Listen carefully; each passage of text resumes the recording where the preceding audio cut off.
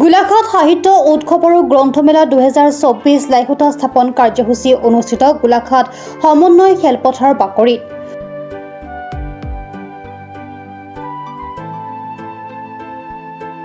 Fox popular উদ্যোগত গোলাঘাট জিলা প্ৰশাসন আৰু দল সংগঠনৰ সহযোগত 27 নৱেম্বৰৰ পৰা 6 ডিচেম্বৰলৈ অনুষ্ঠিত হ'ব বিশাল সাহিত্য মহোৎসৱখনি।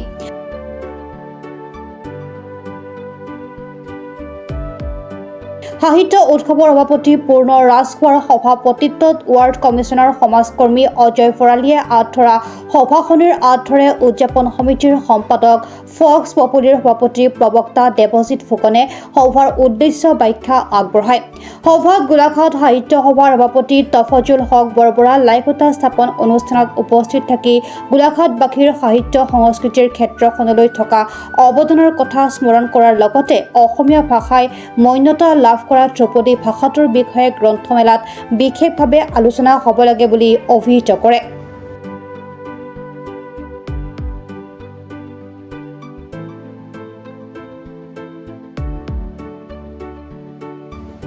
সভাৰ মজিয়াত বিধায়ক বিশ্বজিৎ ফুকনে গ্ৰন্থমেলাখনি সফল ৰূপায়ণৰ ক্ষেত্ৰত পূৰ্ণ সহযোগিতা আগবঢ়োৱাৰ কথা অৱগত কৰাৰ লগতে গোলাঘাটত বিভিন্ন সময়ত উদ্ধাৰ হোৱা পুৰাতত্বৰ ঐতিহাসিক সমল আছে বুলি মন্তব্য কৰে।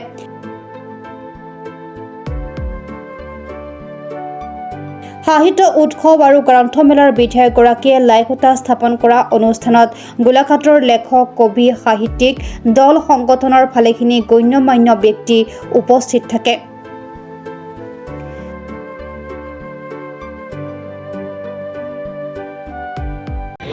ভাষাৰূপে এটা ভাষা যেতিয়া স্বীকৃত হ'ব, যিকোনো ভাষা ধ্ৰুপদী ভাষা বুলি ক'লে তাৰ আটাইতকৈ গুৰুত্বপূৰ্ণ বৈশিষ্ট্যটো লাগিব যে পুৰণি ভাষা হ'ব লাগিব।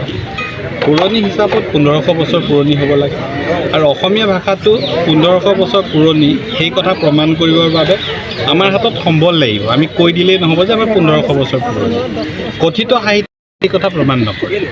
গতিকে তাক প্ৰমাণ কৰিবৰ কাৰণে আমাৰ হাতত যি সম্বল আছিল, নগাজৰি খনিকৰ গাঁৱৰ শিলালিপি বা দুবৰণিৰ শিলালিপি, যি 4ৰ্থ শতিকাৰ বুলি তথ্যই প্ৰমাণ কৰে।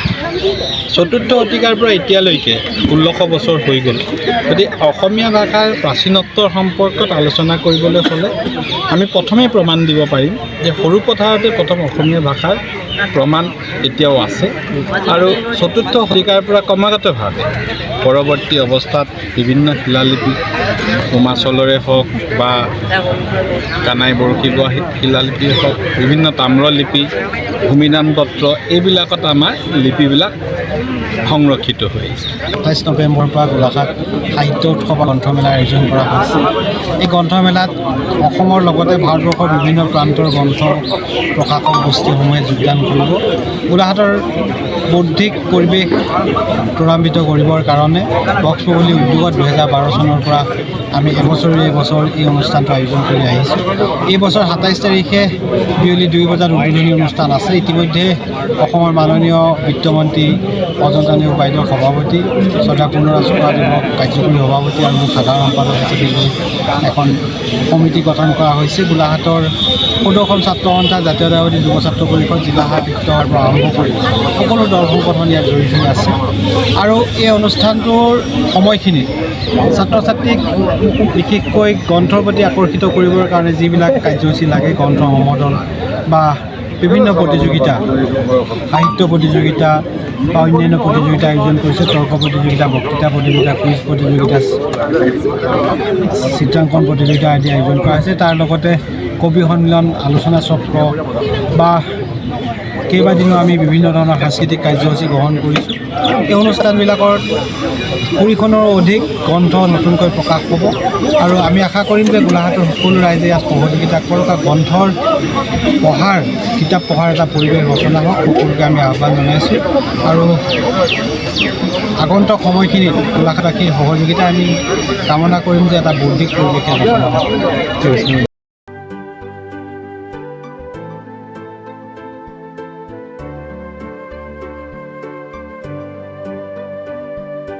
গোলাঘাটৰ পৰা জয়ন্ত কুমাৰ গগৈ ৰিপৰ্ট, প্ৰাত টাইম ডিজিটেল।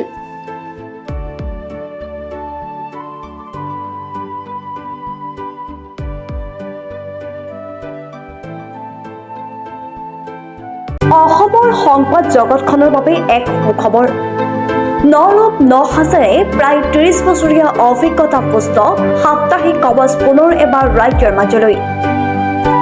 স্বত্বাধিকাৰী প্ৰণীতা কলিতাৰ দ্বাৰা প্ৰকাশিত আৰু অমৰজ্যোতি প্ৰিণ্টাৰ্ছ, গুৱাহাটী কমাৰ্চ কলেজৰ বিপৰীত ফালে মুদ্ৰিত।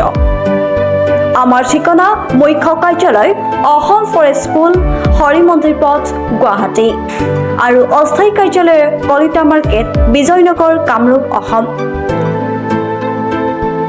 মোবাইল নং 9435114666 আৰু 7002472813।